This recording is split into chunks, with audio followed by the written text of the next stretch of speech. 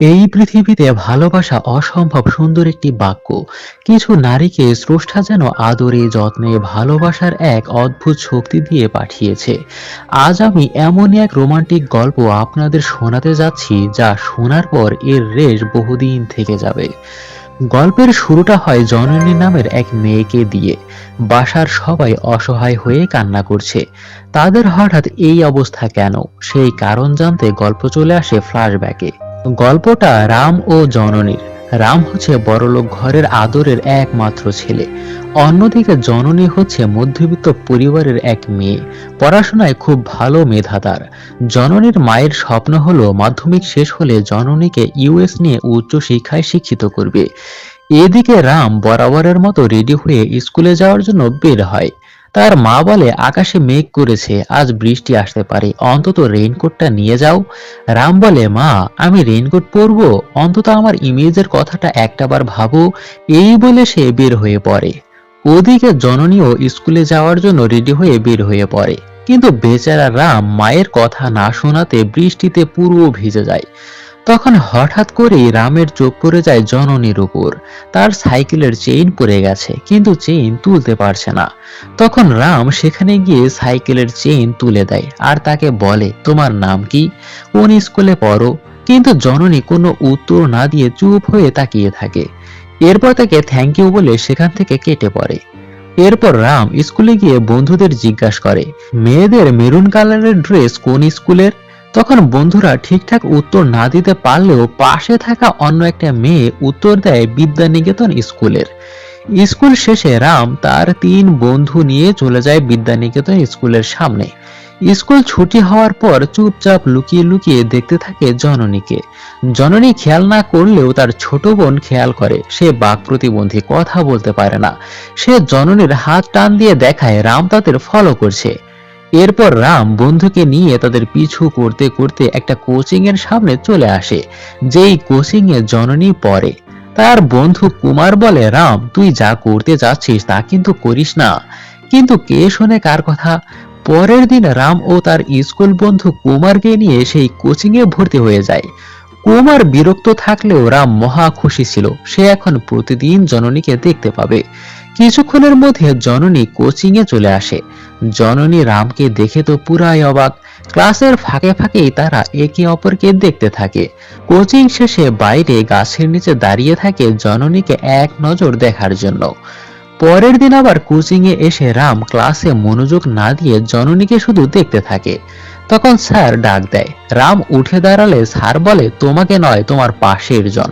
তখন রামের বন্ধু কুমার উঠে দাঁড়ালে স্যার তাকে পড়া ধরে, কিন্তু কুমার কোনো উত্তর দিতে পারে না। বেচারা কুমার, রামের জন্য রীতিমতো তাকে অপমানিত হতে হচ্ছে। এদিকে কোচিং শেষে জননী বাড়িতে এলে মা বলে, পরীক্ষাতে অবশ্যই ভালো মার্কস পেতে হবে তোকে, তবেই ইউএসএ গিয়ে লেখাপড়া করতে পারবি। পরের দিন রাম কোচিং এ গিয়ে শুধু এক দৃষ্টিতেই জননীকে দেখতে থাকে। তবে জননী এইবার আর চোখ না ফিরিয়ে সে রাগান্বিত দৃষ্টিতে একভাবে তাকিয়ে থাকে তার দিকে। এর পরের দিন রাম শুধু জননীকে দেখার জন্যই না, এবার ক্লাসের পড়া কমপ্লিট করে সে কোচিং এ যায়। কোচিং এ যাওয়ার পর সে যখন আবার পেছনে তাকিয়ে জননীকে দেখছিল, তখন টিচার রামকে দাঁড় করায় এবং তাকে পড়া ধরে। তখন পাশে বসে থাকা কুমার খুব খুশি। এর আগে তাকে রামের জন্য অপমানিত হতে হয়েছে, এবার রাম নিজে অপমানিত হবে তাই। কিন্তু রাম গুড স্টুডেন্টের মতো একদমে পুরো পড়া মুখস্থ গড়গড় করে বলে দেয়। কুমার তো পুরাই অবাক। সেই সাথে রামের ক্লাসে একটা গুড ইমেজও তৈরি হয়। এরপর প্রতিদিনের মতো রাম আবার গাছতলায় দাঁড়িয়ে থাকে। জননী এবার চলে না গিয়ে সাইকেল থেকে নেমে রামের কাছে আসে আর বলে, তোমার নাম রাম তাই না? তুমি আমার পিছু কেন করো? যদি বাড়িতে জানতে পারে তাহলে অনেক সমস্যা হবে, প্লিজ এমনটা করো না। তখন রাম বলে, ঠিক আছে, তাহলে তোমার বাসার নাম্বারটা দিয়ে দাও। তখন জননী অবাক হয়ে বলে, আমি তোমার কাছ থেকে এত দূরত্ব বজায় রেখে কথা বলছি, আর তুমি কিনা আমার কাছে আরো বেশি কিছু প্রত্যাশা করছো। এর ফলে রাম পরের দিন থেকে আর কোচিং এ আসে না। কোচিং শেষে রাম বাইরে গাছের নিচে দাঁড়িয়ে থাকতো, সেখানেও তাকে আর দেখা যায় না। হঠাৎ রামের এমন পরিবর্তনের জন্য এখন জননীর নিজেরও জন্য খারাপ লাগছে রামের জন্য। বাসায় হঠাৎ টিভিতে রামের নাম উচ্চারণ হওয়াতে জননীর মনে কেমন যেন নাড়া দিয়ে ওঠে। পরের দিন কোচিং এ যাওয়ার পর ক্লাসে হঠাৎ তার যেন কেন মনে হয় রাম তাকে পেছন থেকে দেখছে। সেদিন যেন জননী নিজের ভেতরে থাকা অনুভূতি আর লুকিয়ে রাখতে পারে না। তার হাসি যেন কথা বলছে, রাম আমিও তোমাকে ভালোবাসি। রামের পছন্দের মানুষ রামকে পছন্দ করতে শুরু করেছে। এই খুশিতে রাম যেন হাওয়ায় ভাসছিল। তারা দুজনেই এই প্রথম দুজনের জন্য ভালো অনুভব করছিল। দুজনের মধ্যে প্রেমের সূচনা ঘটে। এরপর একদিন কোচিং শেষে রাম যখন তার পিছু করছিল তখন জননী খুশি হয়ে হঠাৎই তার বাসার নাম্বার রামকে দিয়ে দেয়। রাম তো নাম্বার পেয়ে মহা খুশিতে তার পিছু পিছু হাঁটছিল। কিন্তু হঠাৎই জননীর বাবা রামকে মেয়ের পিছু পিছু আসার জন্য ফলো করার জন্য রামের গালে কষে একটা চড় মারে। সেই সাথে এটাও বলে দেয় তোমাকে যেন আর কখনোই ওর পিছনে না দেখি। এটা দেখে জননীরও ভীষণ খারাপ লাগে, সে অনেক দুঃখ পায়। চর খাওয়ার পরও পরের দিন রাম চলে আসে জননীর বাসার সামনে। জননী বাসার সামনে রামকে দেখে পুরাই অবাক। এরপর জননী তাড়াতাড়ি নিচে এসে রামকে বলে তুমি এখানে কি করছো, কালকে রাতের কথা ভুলে গেছো? কোচিং শেষে যেখানে দাঁড়িয়ে থাকো সেখানে দাঁড়িয়ে থেকো, আমি আসবো। এই বলে চলে যাচ্ছিল। রাম বলে দাঁড়াও, 1 মিনিট 1 মিনিট। জননী দাঁড়ালে রাম তখন বলে I love you. এই কথা শুনে জননী তো পুরাই অবাক। সবকিছু যেন কিছুক্ষণের জন্য থমকে গিয়েছিল। এবার রাম জননীর কাছে তার উত্তর চায়। তখন জননী বলে আমিও তোমাকে ভালোবাসি। জননী যেন কিছু বুঝতে পারছিল না তার সাথে কি হচ্ছে। দুজনে যেন এক স্বর্গীয় সুখে ভাসছে।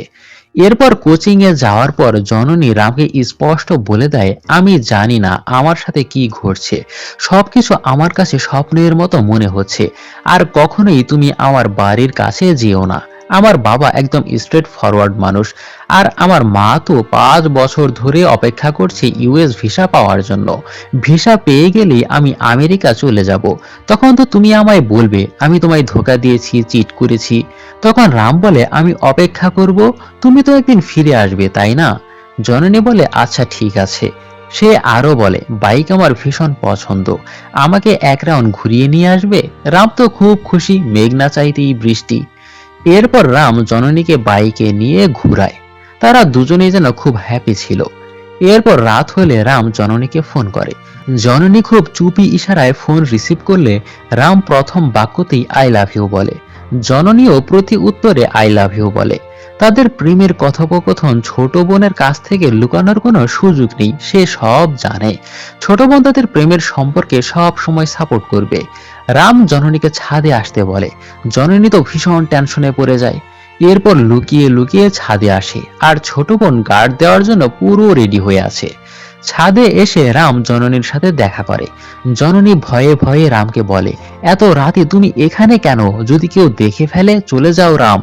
রাম বলে 2 মিনিট 2 মিনিট, তোমার হাতটা প্লিজ ধরতে দাও। এরপর 2 মিনিট শেষ হয়ে গেল, রাম আরো 1 মিনিট হাত ধরে থাকতে চায়। 1 মিনিট শেষ হয়ে গেল, সে বারবারই তার কাছে সময় চাচ্ছিল। রাম জননীকে বলে আমি তোমাকে ছাড়া থাকতে পারি না, সারাক্ষণ শুধু তোমার কথা মনে পড়ে। তোমারও কি এমন মনে হয়? তখন জননী বলে আমারও সবসময় এমন মনে হয় আর মনে হয়। তখন রাম তাকে থামিয়ে দিয়ে বলে আর বলতে হবে না, এটুকুই যথেষ্ট, তুমি এখন চলে যাও। তখন জননী নিজেই বলে আর 1 মিনিট। তখন কিছুক্ষণ চুপ করে দাঁড়িয়ে থেকে জননী রামের গালে আলতো করে একটা চুমু এঁকে দিয়ে দৌড়ে চলে যায়। রামের মন যেন খুশিতে নাচতে থাকে। পরের দিন জননী রামকে ফোন দিয়ে বলে আজ আমি কোচিং এ যেতে পারবো না, আমার পরিবার আজ তিরুপতিতে যাবে, আমি সময় পেলেই তোমাকে ফোন করব। এটা বলার পরই তার মা চলে আসে, তাই আর কিছু বলতে পারে না। এরপর সারা রাত ধরে তিরুপতিতে পৌঁছানোর পর জননী টিটিসি থেকে রামকে ফোন করে জানায় তারা কোন গেস্ট হাউসে সে উঠেছে। রাম তখন বলে তুমি জানো এই একটা দিন আমি তোমাকে কতটা মিস করেছি। জননীর বাবা চলে আসায় তাড়াতাড়ি জননীকে ফোনটা কেটে দিতে হয়। এরপর থেকে জননী যতবার রামকে ফোন করেছে ততবারই রামের বাবা ফোন তুলেছে। তিরুপতি থেকে ফেরার সময় জননী একটুখানি প্রসাদও রামের জন্য রেখে দেয়। তিরুপতি থেকে ফেরার পর জননী রামকে জিজ্ঞাসা করে তুমি কি আজ কোচিং এ যাচ্ছ? রাম বলে হ্যাঁ, এই তো রেডি হচ্ছি। জননী বলে প্লিজ আজ বাদ দাও, মা বাবা বোন বাসায় আজ কেউ নেই, তুমি কি আজ সন্ধ্যায় বাসায় আসতে পারবে?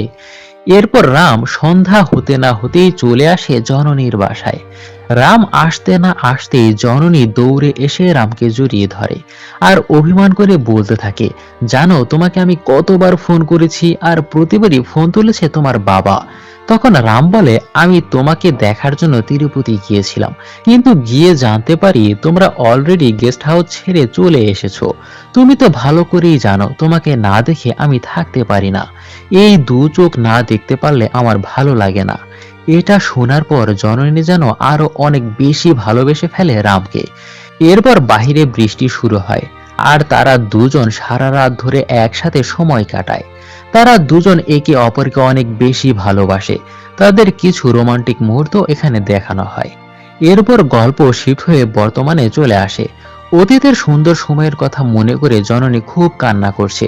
সে সময় জননীর মা তাকে বলে, তুমি এখানে কিভাবে থাকবে, এর থেকে চলো আমাদের বাড়িতে চলে যাই, অথবা রামের বাবা মায়ের কাছে গিয়ে থাকো। তখন জননী বলে, আমি এখানেই থাকবো, রাম এখানেই আছে। মা কান্না করতে করতে বলে, সে তো আর নেই।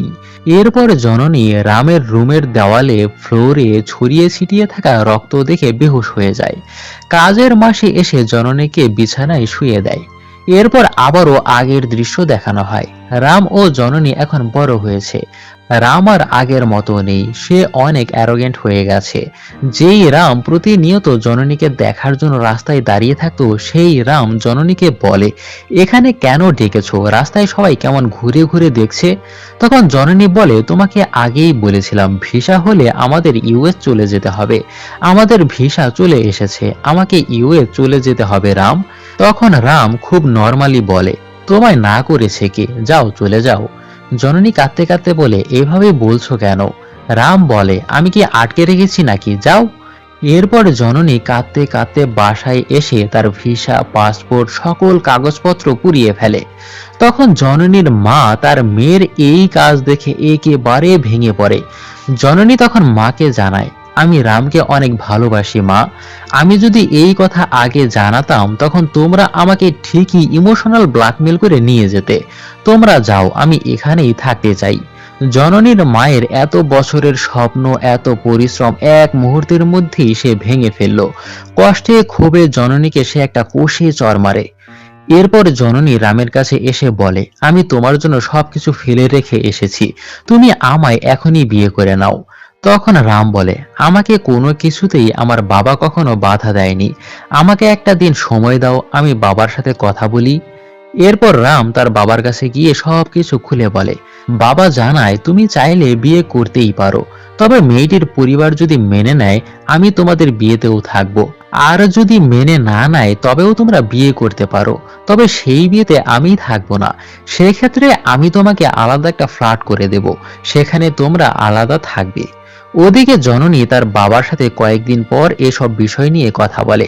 সে বলে, তোমার মা তোমার জন্য 15 বছর ধরে স্বপ্ন দেখছে, এত কষ্ট করেছে, স্যাক্রিফাইস করেছে, আর তুমি কি না।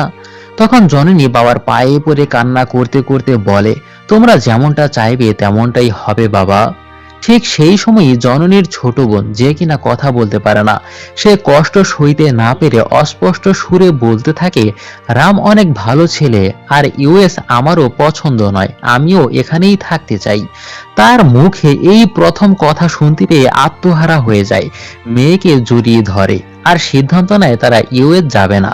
সেই সাথে বাবা এটাও বলে দেয়, জননী চাইলে রামকে বিয়েও করতে পারে, তবে তারা আর কখনই জননীর কাছে যাবে না। এরপর এত সব বাধা অতিক্রম করে তারা দুজন একে অপরকে ভালোবেসে আজ বিয়ে করে দুজনে এক হতে পেরেছে। এরপর বাসায় এসে দেখে রামের বাবা রামের বিশাল একটা ছবি দেওয়ালে টানাচ্ছে।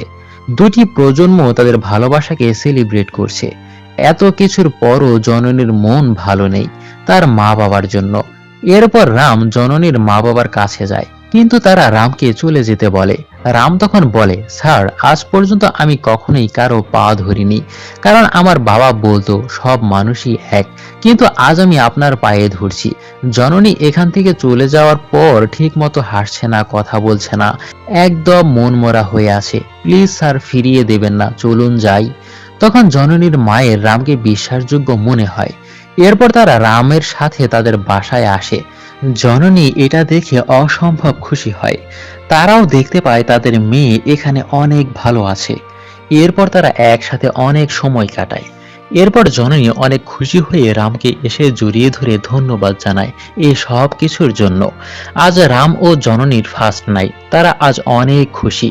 কিন্তু রাম আজ জননীকে এমন একটা কথা দেয় যেটা হয়তো সে রাখতে পারেনি। সে জননীকে বলে, আমি তোমাকে এভাবেই ভালোবাসবো, কখনোই তোমার চোখে অশ্রু আনতে দেব না। এরপর হাসি খুশিতেই সুন্দরভাবে কাটছিল তাদের প্রতিটা দিন। এরপর গল্প শিফট হয়ে বর্তমানে চলে আসে। হাসি খুশি ওই দিনগুলো এখন শুধুই অতীত, সবকিছু স্মৃতি হিসেবেই শুধু রয়ে গেছে তার কাছে। এরপর পুলিশ আসে জননীর সাথে দেখা করতে। পুলিশ রামের ব্যাপারে জননীর কাছে এমন কিছু তথ্য দেয় যা শুনে জননী কিছুতেই মেনে নিতে পারে না। সে কান্না পাগলামি করতে করতে বাসার সবকিছু ভাঙচুর করতে থাকে। কাজের মাসি জননীর শারীরিক অবস্থা খারাপ দেখে পুলিশকে চলে যেতে বলে। এরপর জননী নিজেই তদন্ত করতে শুরু করে রামের ব্যাপারে। সে সরাসরি রামের অফিসে যায়। সেখানে এক এমপ্লয়ির কাছ থেকে জানতে পারে রাম শেষের দিকে সে তার বন্ধু সঞ্জয়ের কাছেই বেশি থাকতো। এরপর জননী সঞ্জয়ের বাড়িতে চলে যায়। পরিবারের কাছ থেকে জানতে পারে কিছুদিন হলো সঞ্জয় শহরের বাইরে আছে। এরপর জননী রামের বাবার সাথে দেখা করে। পুলিশের বলা সকল কথা জননী খুলে বলে, যা শুনে রামের বাবাও অনেক ভেঙে পড়ে এবং সে বলে, রাম যখন শেষ তার কাছে এসেছিল, রাম তখন বলেছিল তার সকল সম্পত্তি তোমার নামে লিখে দিতে। এরপর জননী রুমে এসে কাঁদতে থাকে। রুম থেকে রামের সব স্মৃতি জননী সরিয়ে ফেলতে চাচ্ছিল। তখন রামের কোটটা জননীর হাতের সামনে পড়ে। জননী কোটটা গায়ে জড়িয়ে কষ্টে বিলাপ করছিল।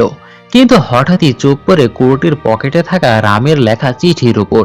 সেখানে লেখা ছিল, জননী, আমি এটা ছাড়া আর কোনো রাস্তা খুঁজে পেলাম না। আমি বাধ্য হয়ে এই কাজ করেছি। যদি কখনো ভুলে কষ্ট দিয়ে থাকি তবে আমাকে ক্ষমা করে দিও। আর তুমি এই বাসায় থেকো না, মায়ের কাছে চলে যেও।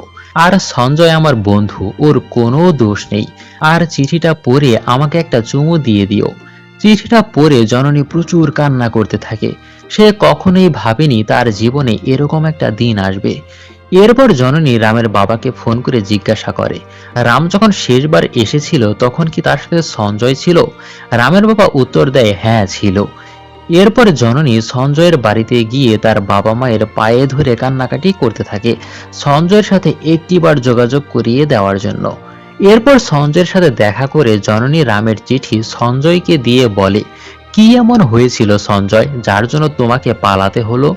সঞ্জয় জানায়, জননী, তুমি শুধু রামের একটা রূপ দেখেছিলে, কিন্তু রামের আরেকটা রূপ আছে যা শুধু আমিই দেখেছি।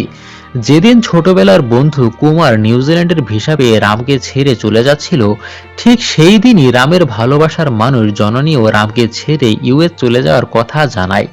এই সব কিছু রামকে অনেক বেশি হার্ট করে। তাই সেদিন সঞ্জয় সমুদ্রের পাশে রামকে নিয়ে একটা পার্টিতে যায়।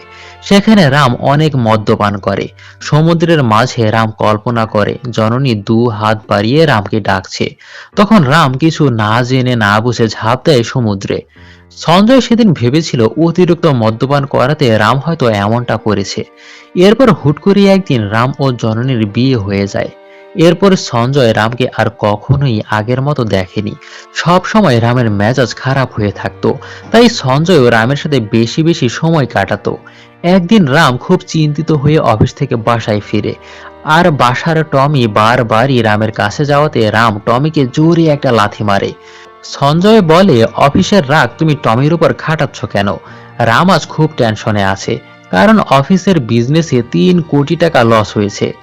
সঞ্জয় কিছুক্ষণ পর খেয়াল করে দেখে টমি মারা গিয়েছে।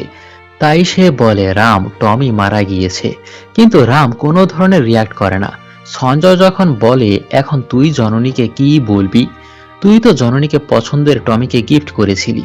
রামের তখন হুঁশ ফেরে আর বলে, হাসপাতালে নিয়ে যাই, কিন্তু কোনো লাভ হবে না, টমি মারা গিয়েছে। এরপর তারা দুজন মিলে টমিকে জঙ্গলে কবর দিয়ে আসে। এরপর জননী বাসায় ফিরলে জননী রামের অবস্থা দেখে বলে, কিছু কি হয়েছে রাম? কিন্তু রাম জানায় না।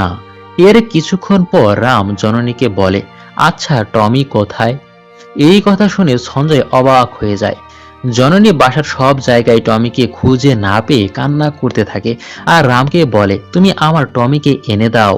এরপর রামও ভীষণ কান্না করতে থাকে আর বলে, আজ আমার জন্যই টমির এই অবস্থা। এই বলে ফ্লোরে গড়াগড়ি করে কান্না করছিল। সঞ্জয় রামের এই অবস্থা দেখে বুঝে যায় রাম মোটেও স্বাভাবিক অবস্থায় নেই, কারণ এর আগে সে কখনোই রামকে এইভাবে কাঁদতে দেখেনি। রামের ভালোবাসা আর রাগ দুটোই যেন খুব ভয়ানক হয়ে দাঁড়িয়েছে। তাই সঞ্জয় ডাক্তারের সাথে দেখা করে আর রামের ব্যাপারে সবকিছু খুলে বলে। ডাক্তার সবকিছু শুনে বলে, রামের বাইপোলার ডিসঅর্ডার থাকতে পারে।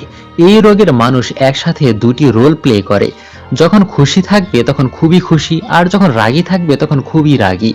এই সমস্যা দীর্ঘদিন ধরে থাকলে রোগীর হ্যালোসিনেশন প্রবলেম হতে পারে।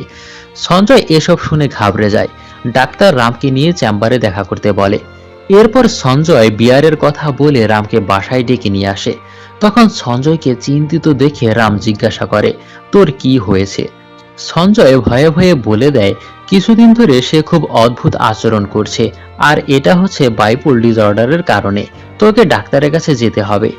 এই কথা শুনে রাম হঠাৎই খুব রেগে যায়, অদ্ভুত আচরণ করে, চিৎকার চেঁচামেচি করে সঞ্জয়কে মারধর করে ওই বাসা থেকে বের হয়ে আসে। এরপর সঞ্জয় নিজের চিন্তা না করে রাস্তায় বের হয়ে পড়ে রামকে খুঁজতে। এরপর রক্তাক্ত সঞ্জয়কে দেখে রামের হুঁশ ফেরে, আর রাম সঞ্জয়ের এই অবস্থা করেছে এটা শুনে তো চমকে ওঠে। সঞ্জয় বলে, জননীকে এসব শেয়ার করা উচিত, কিন্তু রাম না করে, তাকে এসব জানানো যাবে না।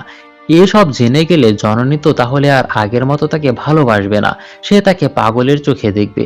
আর আজ যা সঞ্জয়ের সাথে হয়েছে কাল তা জননীর সাথেও হতে পারে। এটা ভেবে সে জননীকে কিছু বলতে চায় না।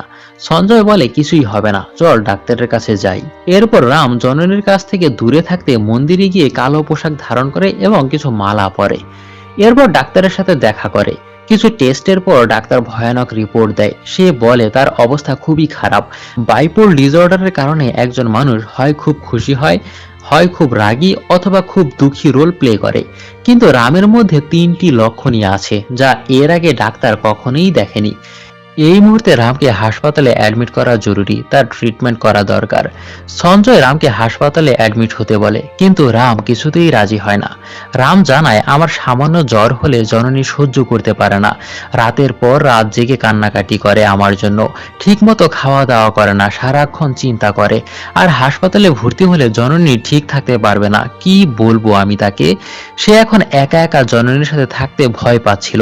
তাই রাম একটা কারণ দাঁড় করিয়ে সঞ্জয়কে সপ্তাহখানেকের জন্য বাসায় নিয়ে আসে। জননী রামের গায়ে এই কালো পোশাক দেখে একটু অবাক হয়ে যায়। সে হঠাৎ কেন এই নিয়ম পালন করছে, কিন্তু রাম স্পষ্ট কোনো উত্তর দেয় না।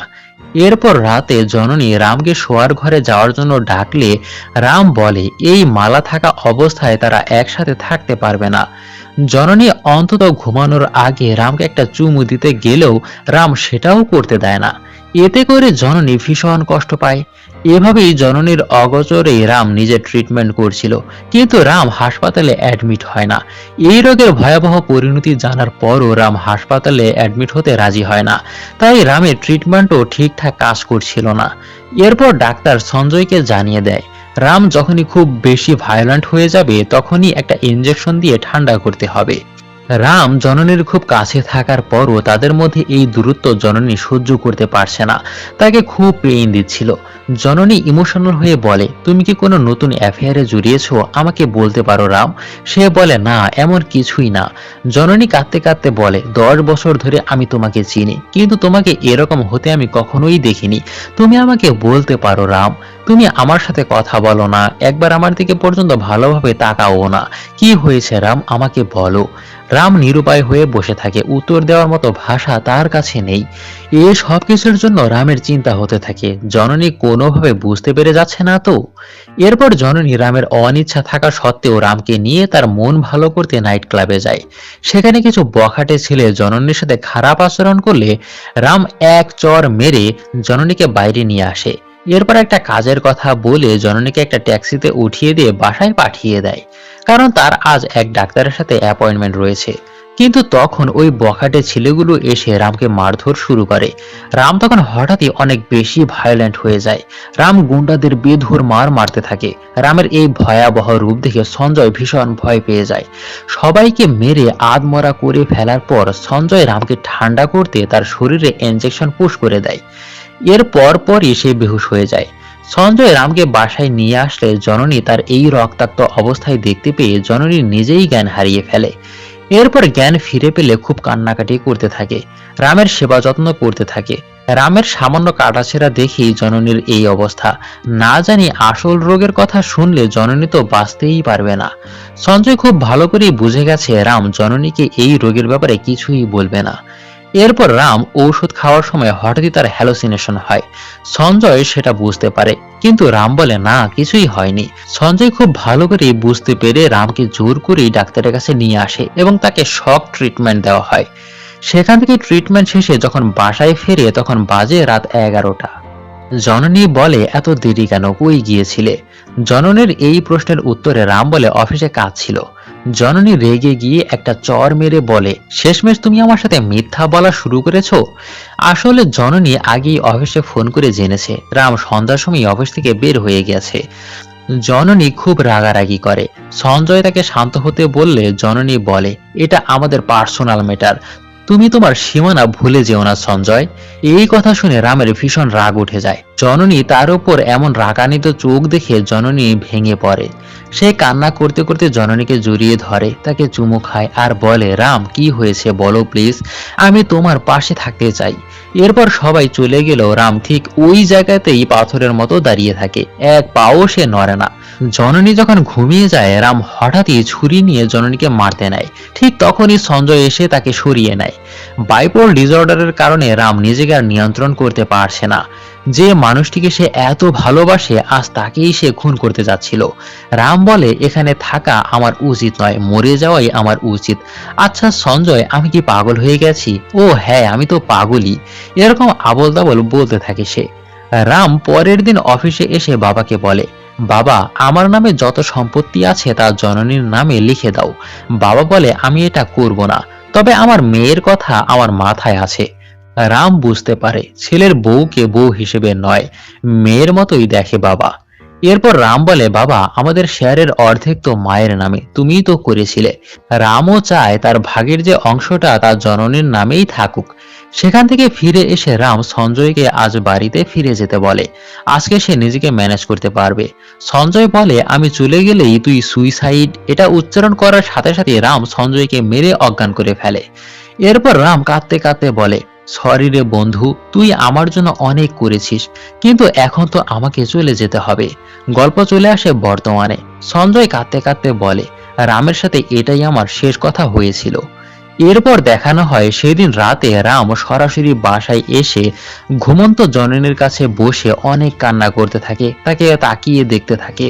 জননীর কারণেই সে বুঝতে পেরেছে একটা মানুষ কতটা গভীরভাবে কাউকে ভালোবাসতে পারে। জননী দেখিয়েছে ভালোবাসার মানুষকে কতটা যত্নে আগলে রাখতে হয়। ঠিক তখনই রামের মধ্যে হ্যালোসিনেশন হয়। নিজেকে মারবি না জননীকে মারবি, এমন সে ইমাজিন করতে থাকে। রাম অনেক ভয় পেয়ে যায়। সে ওখান থেকে ড্রয়িং রুমে এসে দরজা লক করে দেয়। সে শেষবারের মতো জননীর জন্য একটা চিঠি লেখে। শেষ মুহূর্তেও হ্যালোসিনেশন যেন রামের পিছু ছাড়ছিল না। রাম নিজেকে মেরে ফেলার সিদ্ধান্ত নেয়। এরপর সে ছুরি নিয়ে নিজের গলা কেটে সুইসাইড করে। নিজেকে মেরে সে জননীকে বাঁচাতে চেয়েছিল। যদিও রামের এই সিদ্ধান্ত সঠিক ছিল না, তবে এই মুভির পুরো স্টোরিটা খুবই সুন্দর, অনেক হৃদয় বিদারক ছিল, যা দেখে আপনার চোখে জল চলে আসতে পারে। আর এখানে এই মুভির গল্পটা শেষ হয়ে যায়। সবাই ভালো থাকবেন।